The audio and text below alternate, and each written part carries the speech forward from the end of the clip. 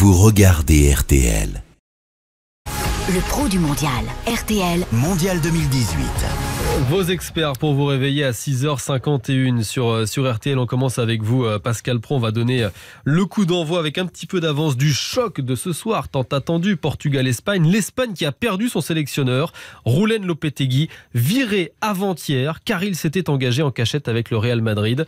Ça ne blague pas en Espagne. C'était inévitable ce licenciement, vous nous dites ce matin ? Effectivement, et quel psychodrame. Lopetegui, que personne ne connaissait, en tout cas le grand public ne le connaissait pas il y a 48 heures, en larmes hier à la conférence de presse.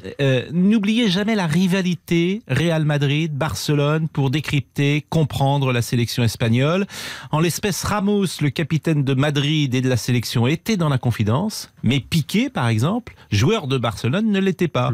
Il y a 4 joueurs du Barça dans l'Aurora. Ils n'ont pas apprécié que le sélectionneur négocie en cachette un contrat avec l'ennemi héréditaire. Ajoutez à cela des conflits d'intérêts à venir. Si Lopetegui avait titularisé, par exemple, tel joueur de Madrid au détriment d'un autre, on aurait imaginé qu'il roulait pour son futur club davantage que pour l'Aurora. Bref, c'était intenable. Et pour le coup, le président de la fédération n'a pas pu faire autre chose que le virer. Que vaut sur le papier justement cette équipe d'Espagne ?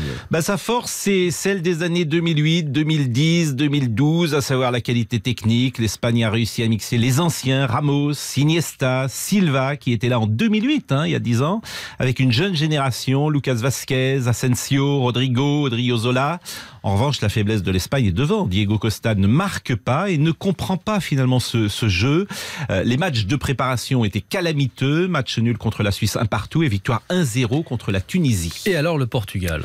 Le Portugal avance masqué. Jamais donné favori. Équipe entièrement dévouée à Cristiano Ronaldo. Renouvelée par rapport au dernier Euro. Pragmatisme, réalisme. Bon, ça veut dire que c'est un somnifère, le Portugal. Tout sauf flamboyant.